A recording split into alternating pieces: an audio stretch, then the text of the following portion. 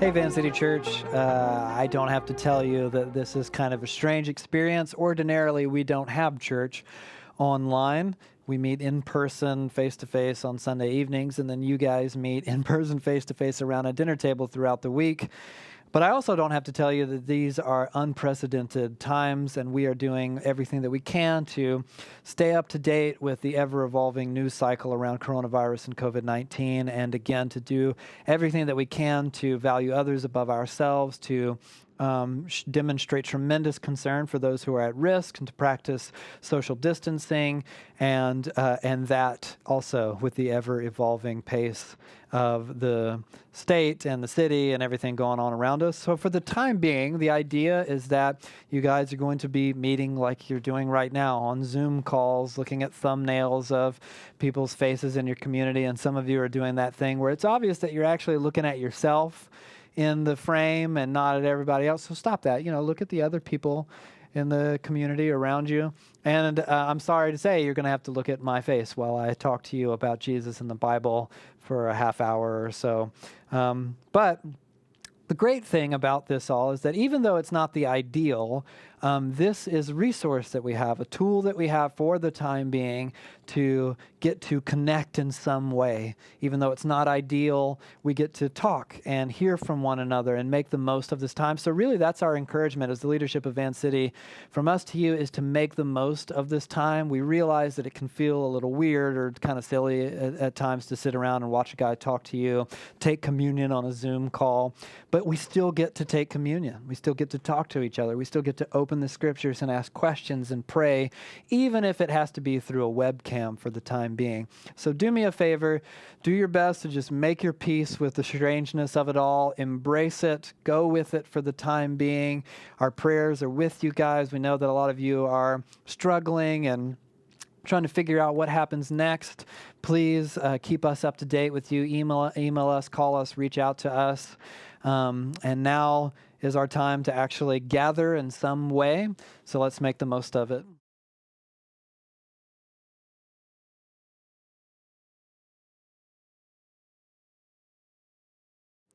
We don't know a ton of really specific things about the 1300s, which casts a frustrating shadow over some pretty significant happenings in human history. But there's a story that goes something like this. In October of 1347, 12 ships approached the European port city of Sicily. When those on land approached the ships, they discovered nearly everyone on board was either dead or almost dead, their sickly bodies covered in erupting boils. And Sicily panicked, "Get these ships out of here." But it was too late. 4 years later, as many as 200 million Europeans would be dead from bubonic plague, or the Black Death. It may have been as much as 60% of Europe's entire population, and some researchers believe the world population was only around some 500 million people, meaning this thing may have come close to wiping out half the people on Earth. Of course, we can't begin to wrap our heads around the kind of impact that thing would have on society. Paintings like this one, The Triumph of Death, which was inspired by the plague, are pretty telling about public consciousness at the time and years after. Medical science being what it was in the 1300s, there were few answers. Some scientists conjectured, I kid you not, that the sickness might be spread by the ghosts of the deceased who passed invisibly by the healthy and living, infecting them in the process. And the doctors of the era dressed like this, which seems to me like a strange decision for someone in the business of putting people at ease, but what do I know? My point is that on the sea, in the streets, in the hospitals, I can only imagine that it felt as if the world itself were unraveling. The horror of sickness has been a medium of artists and storytellers for centuries, whether it's The Triumph of Death or Stephen King's The Stand or George Romero's Night of the Living Dead or Terry Gilliam's 12 Monkeys. On and on and on that list goes. A few months ago, a painting like The Triumph of Death or stories about pandemic hysteria would have seemed almost entirely relegated to history or fiction. But now, and the thing is, we don't live in the 1300s. We live in a world of globalized news and social media, conspiracy theories, the politicization and weaponization of everything. For some, the coronavirus pandemic is a source of debilitating fear. It's a plague movie come to life, a world where in one city, hundreds of people die in a single day, where panic creates scarcity, which creates more panic, where crazed shoppers storm grocery aisles for toilet paper. Meanwhile, others argue against everything we're hearing from scientists and doctors. This is overblown panic propaganda, they say. Despite pleas for social distancing, Floridians continue to crowd public beaches. People in Savannah organized their own St. Patrick's Day parade against state orders to keep people safe. Ordinary conversations about what's on most people's minds, at least to some extent, are tense with the threat of encroaching disagreement. On the bright side, our plague doctors look decidedly less horrifying. And if you're not interested in participating in the hysteria or contributing to the fear-mongering, what do? And I don't just mean all the practical stuff like social distancing or shelter in place, terms very few of us were even aware of until recently. Heck, I didn't even know what the dang governor's name was until all this started to happen. I mean, what's going on in us? Should we be worried? Is being worried okay? What do fear and derision and defiance do to us and to our souls long term? With that, go ahead and turn in your Bibles to the Gospel of Matthew chapter 14. There is a kind of myth that many of us take for granted, whether we believe it consciously or not. And the myth is that as a society, we're mostly getting better all the time. And the problem is, it's a myth, but it's not entirely untrue. Aspects of human culture have inarguably advanced over the years, not perfected by any means, but some things have progressed. Medicine, for example, has gotten a lot better since 1347, certainly since the Stone Age. For example, standards of health and living in the Western world, anyway, have progressed to some degree. Technology has undeniably advanced. But then, weirdly, we're not doing so great, as humans. Kind of bad, actually. A recent Pew survey found that 39% of Americans claim to be more anxious than they were a year ago. Chronic depression, bipolar disorder, personality disorders of all kinds are on the rise. Widespread divorce, sexual addiction, things like marriage and family and sexuality, even gender, are not only up in the air, but they've become, for many, sources of intense consternation. So what does that mean for those of us who follow Jesus? It's a pressing question given that Jesus talked openly and candidly about the end of existential dread, that his followers could become, like him, free from anxiety.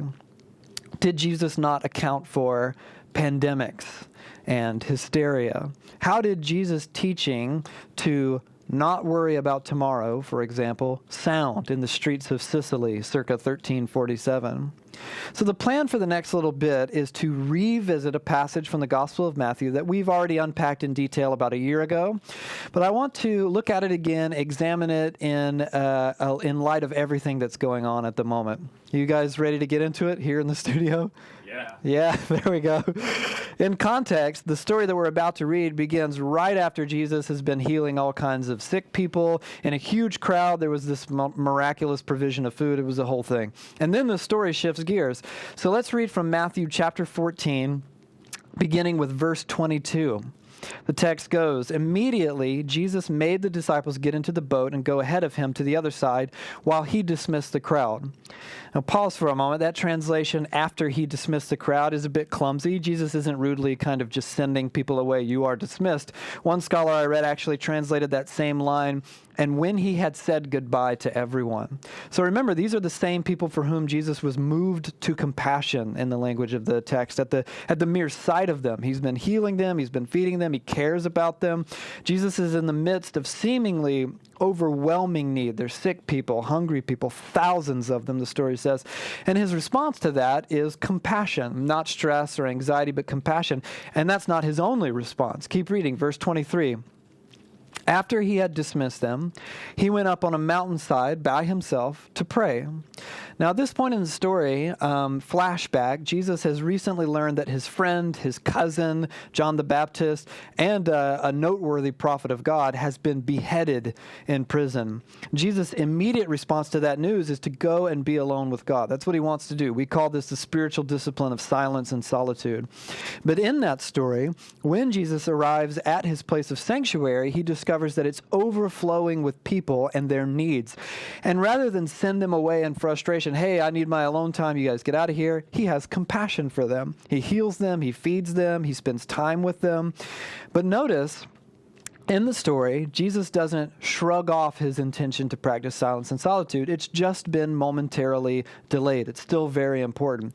I actually find this particularly fascinating, especially in light of everything going on, because I, and so many people I know, often approach the spiritual disciplines with an idealistic, all-or-nothing kind of outlook. I got up to read my Bible, but then my kids spilled something and we couldn't find their homework, so my time in the scriptures just went out the window for the day. Or we'd hoped to have a day of Sabbath rest as a family, but then something came up on the day that we hadn't planned for. We had to run an errand, so Sabbath just kind of went out the window for the week.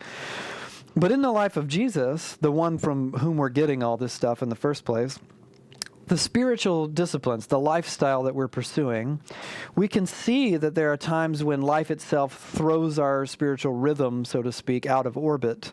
If ever there was a time when it would be understandable and appropriate to be alone with God, learning of some personal and intimate tragedy, the death of a family member, would be one of those times. But Jesus decides that what interrupts him demands his attention for the time being. His plans get wrecked, but see in the story that it doesn't just go out the window altogether, it gets rearranged. It remains a priority amongst competing priorities in the chaos of life. From what we can tell in the story, Jesus had planned to have time alone. He did not plan to spend time healing and feeding thousands of people. But life threw a wrench in that plan, as life often does, something we all know well enough. And Jesus updates the plan without abandoning his priorities. When the interrupting work is completed, now it's time for silence and solitude. So the story goes on, verse 23. Later that night, he was there alone, having his silence and solitude, and the boat was already a considerable distance from the land, buffeted by the waves because the wind was against it. Now, pause for a moment and remember where we are in the story. Matthew has begun to build out a sense of encroaching dread at this point in the narrative. Jesus is now being rejected everywhere he goes. John the Baptist, the one who prepared the way for Jesus, has been killed. It's been humiliating, beheaded in prison. It was an awful story. There's no hint whatsoever at this point that Jesus is mounting an uprising against Rome, which is something everyone expected the Messiah would do. Jesus' closest friends, his apprentices, the 12, they're still with him. Their beloved teacher has sent them ahead by boat while he's gone off to pray and be alone with God. He does that all the time, so that's nothing new. But there in the boat, waiting for their teacher, a storm descends. Now, in ancient Jewish thinking, the sea was a symbol of chaos and evil and unrest. So in the narrative, you have these vulnerable apprentices of Jesus out on the water. A storm sets in, and their master is not there. Matthew has drawn the reader in up until now with these romantic and inspiring stories of healing and incredible teaching, acts of charitable goodness. And now it's as if for the last little stretch, he's been provoking the reader. Rejection, violence, antagonism. And now here are Jesus' closest students alone, not spared the sea and the storm. Things seemed normal. The rhythm of life seemed like it hit a manageable pace, good even. But now it's as if things are getting worse and worse. They're being swallowed up in chaos. Can we relate to that at all? But of course, the story goes on. Verse 25. Shortly before dawn, more literally, that's the fourth watch of the night. We think at this point they've been terrorized by this storm for as long as 9 hours. And remember, this is at a time when it already feels as if things have gone from bad to worse.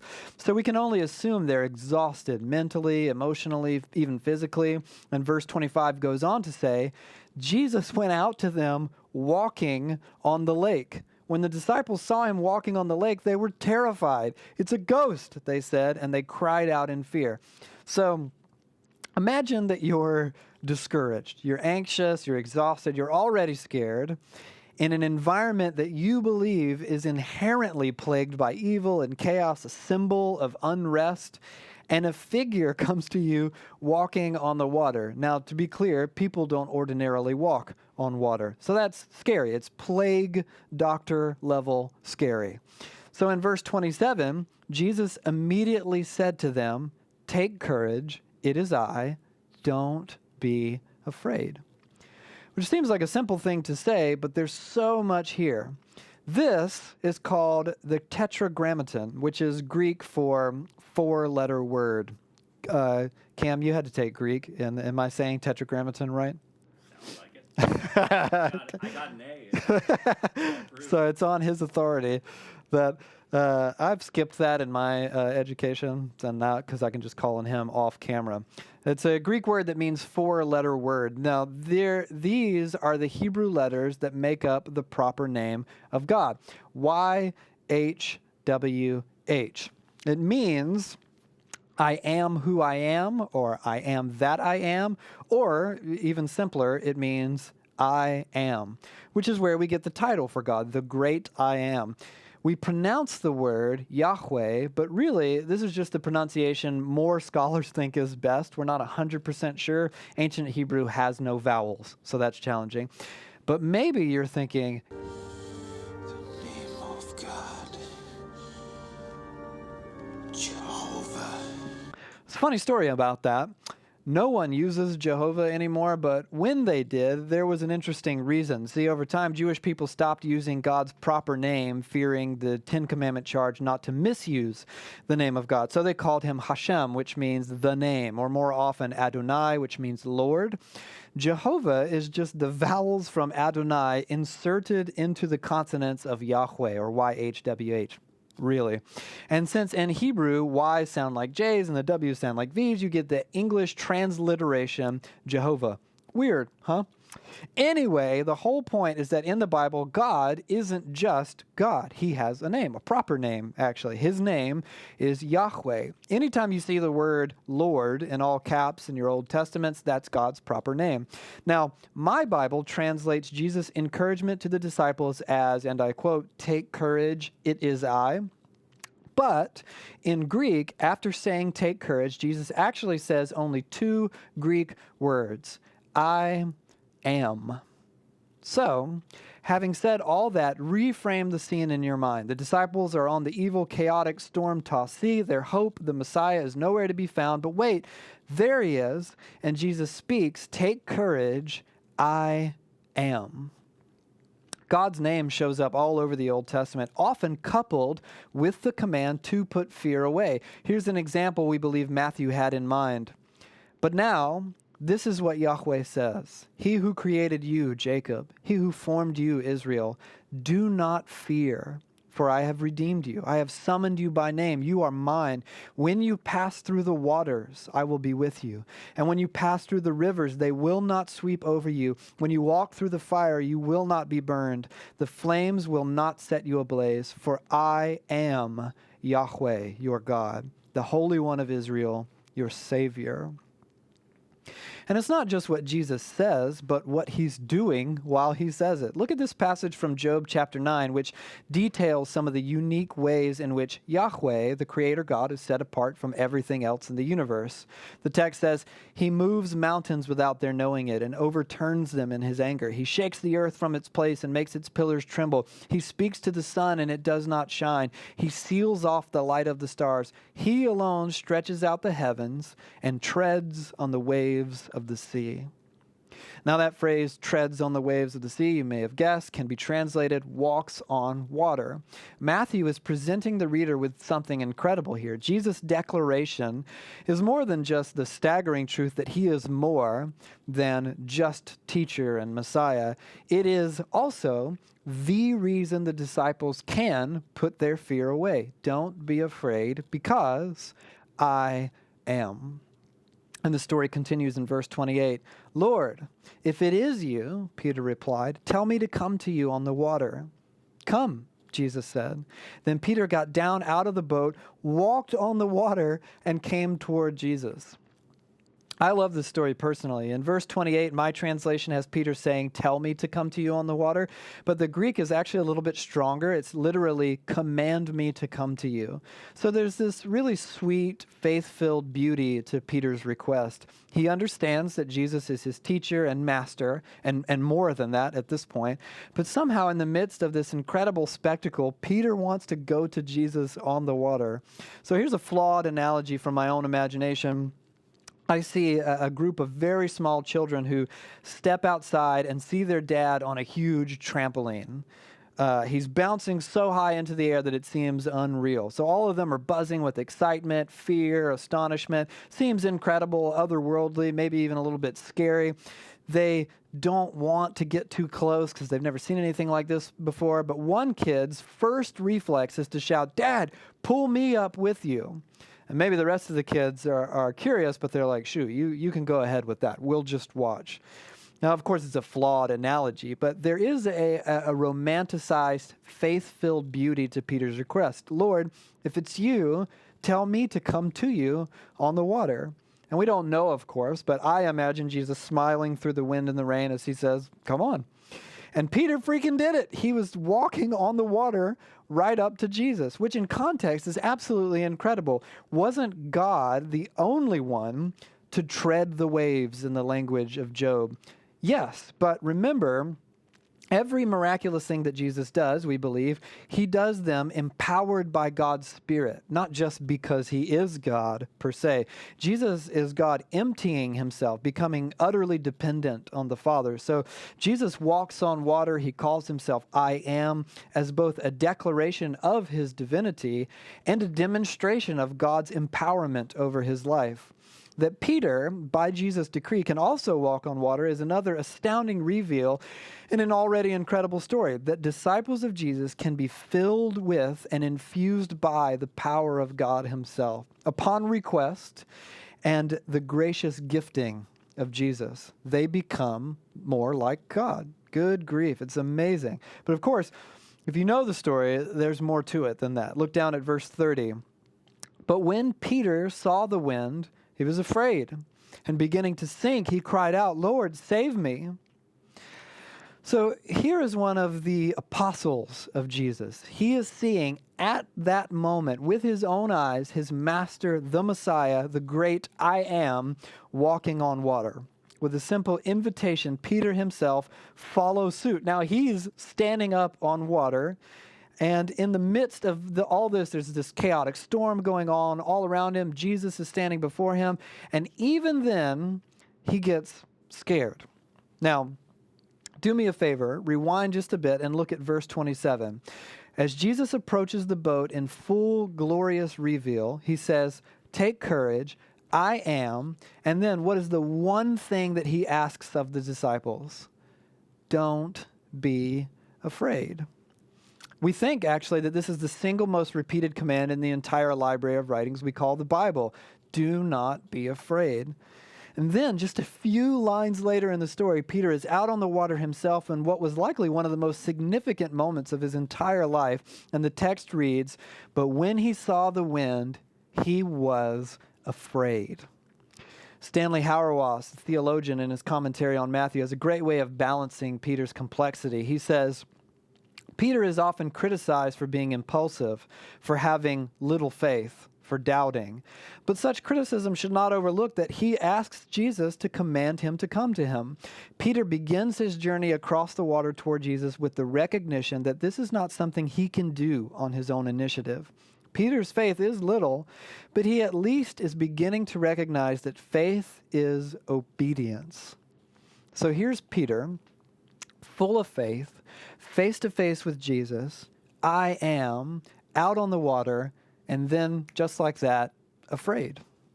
In spite of it all, he gets scared. Does that remind you of anyone? It's like looking in a mirror. Again, this from another scholar, Frederick Dale Bruner. He says, in both stories, the one before this one and this one, the church disappoints Jesus. In crises, she believes that her surroundings and resources, or lack of them, are more decisive than her Lord. She believes that the world's winds are stronger than the Lord's words. Yet in both stories, the Lord uses his faulty disciples to distribute food in one and to subdue nature in the other. Aren't these two stories, then, church history exactly? A sovereign Lord uses, enables, rebukes, and saves a volatile church. It's beautiful. Let's keep reading. Verse 31. Immediately, Jesus reached out his hand and caught him. You of little faith, he said, why did you doubt? Now, it's easy for someone like me to read this and note that Jesus kind of seems to scold Peter. I wouldn't actually describe it as scolding. It certainly is a corrective, convicting word from the teacher to the student. But the correction comes second. What happens first in verse 31? Immediately, Jesus reached out his hand and caught him. That's important. Jesus rescues first, then corrects. And Jesus calls him the same name he called the disciples when he calmed the storm in chapter 8. He calls him a little faith. And don't miss what's happening here. Matthew, the author of this biography, wants disciples of Jesus then and now to see that faith, even incredible faith, has little faith in it. Doubt, in other words, is an inevitable component of the faith journey. Even empowered disciples sink. And when you sink, not if, but when you sink, he will reach out his hand and catch you. And once again, there's more here than meets the eye. Matthew's Jewish audience would have passages like Psalm 18 come to mind, which reads, he reached down from on high and took hold of me. He drew me out of deep waters. Or Psalm 144, reach down your hand from on high, deliver me and rescue me from the mighty waters. So, the story goes on in verse 32. When they climbed into the boat, the wind died down. Then those who were in the boat worshiped Jesus, saying, truly you are the Son of God. That's incredible. So here is a man, to be clear, a human being, standing in a boat. He's surrounded by other humans, young Jewish men. All of them are monotheists, meaning they believe in one God who is not a human man, to be clear. And now they are worshiping Jesus. This is an incredible scene. Verse 34 goes on. When they had crossed over, they landed at Gennesaret, and when the men of that place recognized Jesus, they sent word to all the surrounding country. People brought all their sick to him and begged him to let the sick just touch the edge of his cloak, and all who touched it were healed. End of story. So they land and anchor in this other place, a small region on the other side of the lake, and something incredible happens. How many of the sick people are brought to Jesus? The text says all of them. And how many of them are healed? Again, the text says all of them. And the edge of Jesus' cloak here in the original language is the kanaf. It's the edge of Jesus' prayer shawl, which is a garment worn by Jewish rabbis. Now, prophecy from Malachi claimed that the Messiah would have healing powers in his kanaf. And remember, all the way back in Matthew chapter 9, there's a woman who, propelled by belief in that prophecy, reaches out to touch the edge of Jesus' cloak. So it goes from this portrait of despair and chaos and fear to a portrait of faith and healing and restoration. And here's where we'll land before we're done. It's easy to see why this story is among the most famous in the entire New Testament. People who don't know much of anything about Jesus know the story when Jesus goes and walks on the water. But this story has been very precious to the church for centuries because of the universal way it speaks to the human condition, and because of the wonderful hope and reassurance woven into the text. Even empowered disciples sink. Yes, but over it all is the great reassurance of Jesus. Do not be afraid. I am. Now, maybe you don't feel particularly panicked by all the coronavirus and COVID-19 stuff, and maybe that's healthy, or maybe it's irresponsible, or maybe it's some combination of those two things. I think for me, that's where I am. I'm in some tension between both things, not particularly panicked, and some of that's healthy, and some of it might be a bit naive. I can't tell yet. But all of us know what it means to be afraid. to be anxious about something. For most of us, I think, and at this time, anxiety has been lurking in our periphery these last few weeks, or it has just waltzed through the front door and it's taken up residence in our house. And it's not like we don't know why. The for-profit news media can generate far more clicks with sensationalized headlines and hyperbole than they can with balance and calm. We click on crazy. We click the heck out of crazy. And anxiety and outrage both love company, which is why scared people want to share their fear. Did you hear this? I read this. I heard it's much worse than we thought it was going to be. And outraged people resort to childish defiance. They want to share their outrage. A good friend of mine told me this week that her mom in the South told her, and I quote, "I don't care what anyone says. I'm going to touch my face and put my hands in my mouth." That'll show them, I guess. And these reactions, silly as they seem, they sort of make sense. Let's face it, we are not used to being inconvenienced. Certainly not to this degree. We have Amazon Prime, we have Postmates and Netflix and Instacart, we have antidepressants and legalized marijuana and booze, we have distractions and medications and conveniences. And something has come along, something unprecedented, to disrupt all of that. We are, as a society, ill-prepared for inconvenience. And when we're afraid or when we're outraged, we are not exactly operating at our best. So to end, I want to offer just a few observations taken from the life of Jesus and the writings of the New Testament for our church in this unprecedented season for how we might reject fear and begin to embody a better way in these trying times. The first is that I think it's okay to say that things are bad. In a lot of ways, they really are. Admitting that something bad is happening is not the same thing as despairing, and it's not the same thing as giving in to fear or panic or hysteria. It's okay to say that you are scared, and it's okay to say that you are anxious. In the last couple of weeks, I've seen a lot of well-meaning people taking to what I'd describe as plague Instagramming, which is, the tendency on social media to paint everything in our lives as awesome and inspiring. Even if it's like quasi-self-depreciating, it's still amazing and inspiring. And Christian leaders tend to do a lot of this. The whole, come on team, this is an amazing time to do incredible things. I'm so excited to see what God does, all that. And to be sure, it's not always wrong to be optimistic. I'm pessimistic by wiring, so I can use a little optimism. You can hear the cynicism in my voice, I'm sure. But Jesus demonstrated a vulnerable willingness to experience pain and distress, to weep, to mourn, to grieve. He was, in other words, an emotionally healthy human being. We are, as his disciples, called to, by the scriptures, to mourn with those who mourn. Now, that does not mean giving in to fear, but it does mean that we can recognize when things are bad. People are dying. People are hurting. People are losing their jobs, their livelihoods, their futures are in flux. Children's educations are compromised at the moment.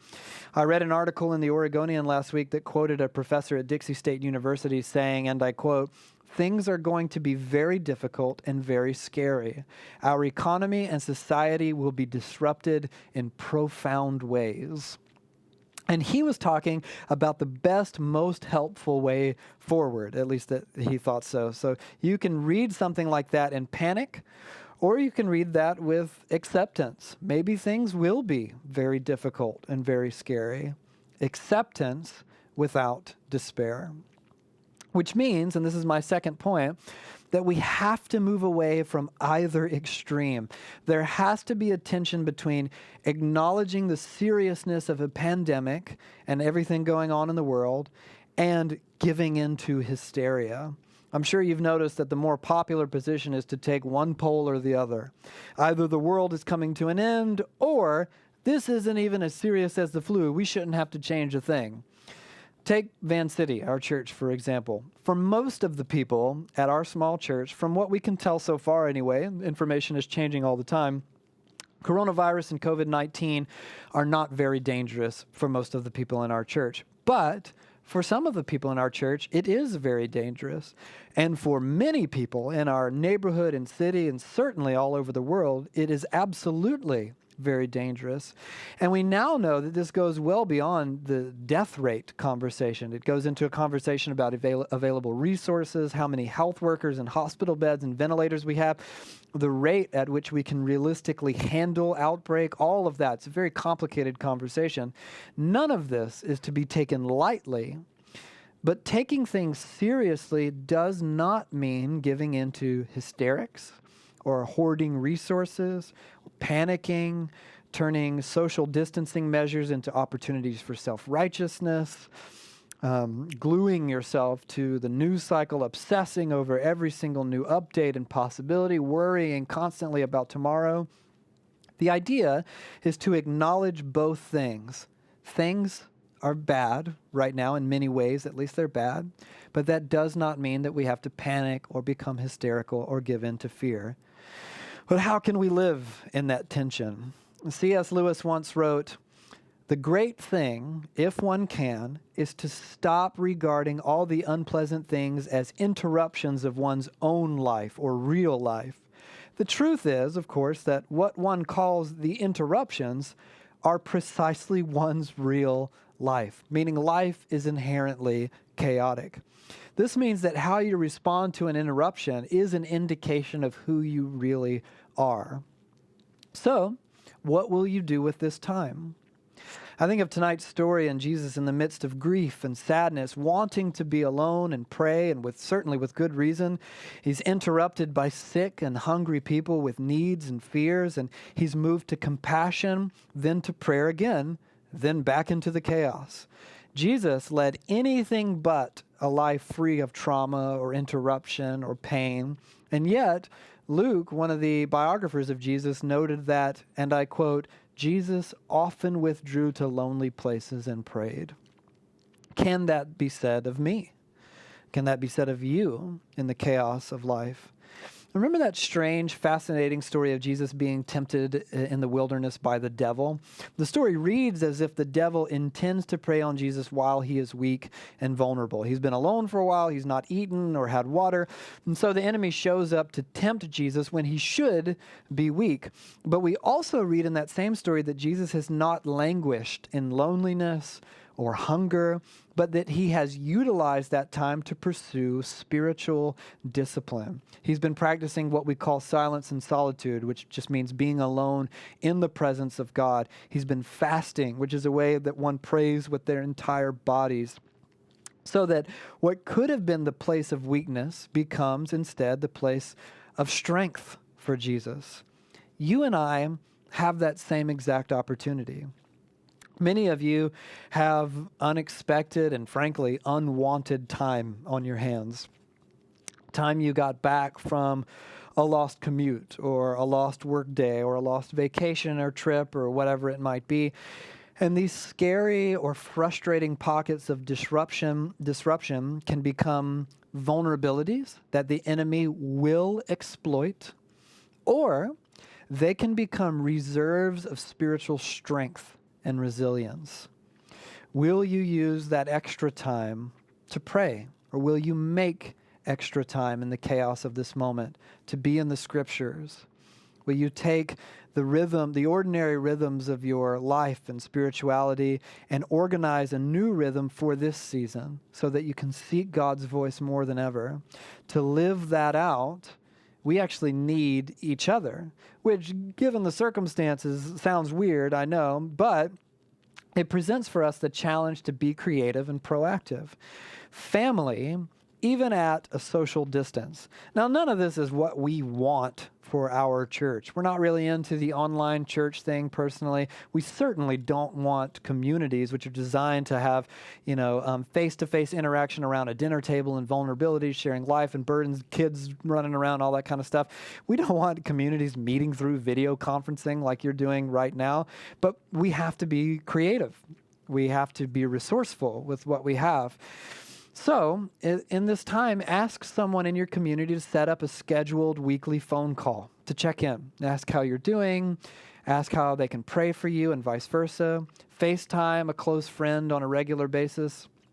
This week, my friend Mike suggested a few friends go on a walk outside 6 feet apart, which sounds hilarious, but he's wisely looking for connection at a time when connection is as crucial as ever, but the outlets through which we realize them are really limited. So how can we do what we can with the time that we have? Remember, you get to choose what you will do with this unprecedented season. Will you make space for the enemy via laziness or poor decisions or fear or outrage or stress or anxiety? Or will you make more room for the Spirit of God?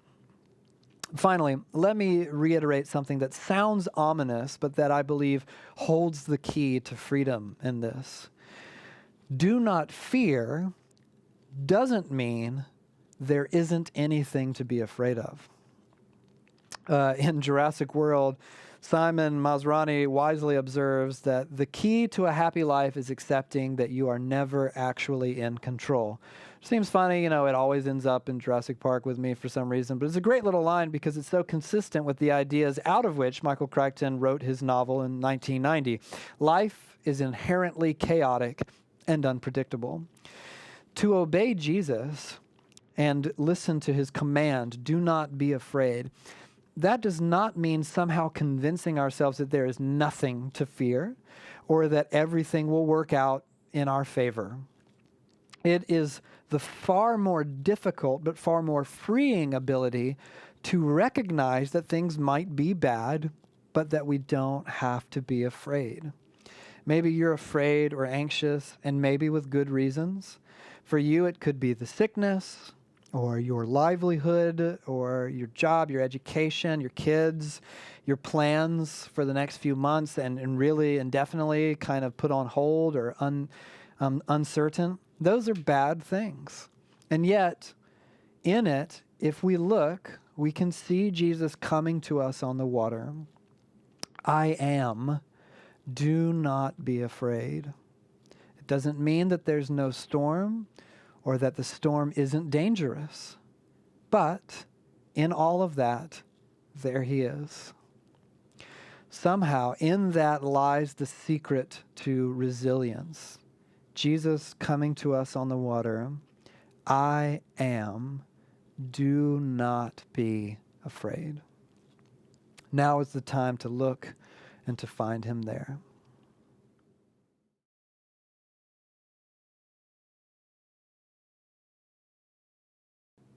All right, my friends, we're going to take the communion elements together now, and I want to read this section of Scripture over you guys as we do so.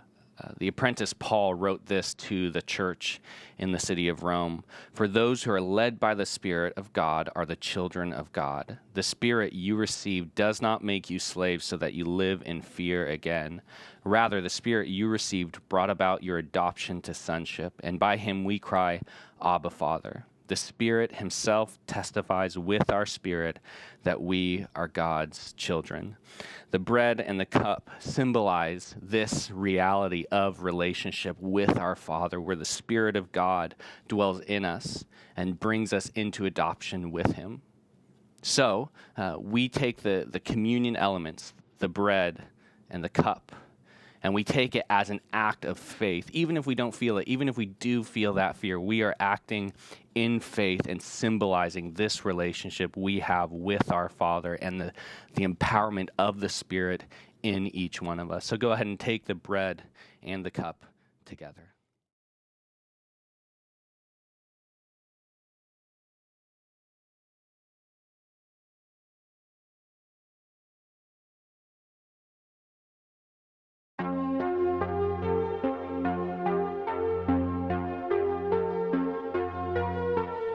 Hey, we're still working hard to be acting as the church, which is why you're watching me on this video right now. And part of what it means to be part of Van City is that we gather together on Sundays at the gathering. And obviously we can't do that physically, but we are doing it over video and using technology like Zoom call or Google Hangouts to do that as well, which is great. We're also doing that throughout the week as communities gathering together over Zoom calls, over Google Hangouts in order to connect with each other and to still practice the way of Jesus together. And we're also asking people to continue to serve one another as well. Obviously, you can't serve on a Sunday night at the gathering, but you can serve one another, and you should be doing so as a community. And then also, we're asking people to continue to practice generosity. We know that people are hurting right now with job statuses up in the air, and we're hurting with you, and we're praying for you. And so we're asking people to practice generosity by giving to the church and by giving to those in need around them out of what they do have, not out of what they don't have. And so we're praying for you guys, and we want you guys to continue to grow. This is part of our opportunity to grow in generosity as followers of Jesus through hard times and meet the needs of the church and those around us as we grow.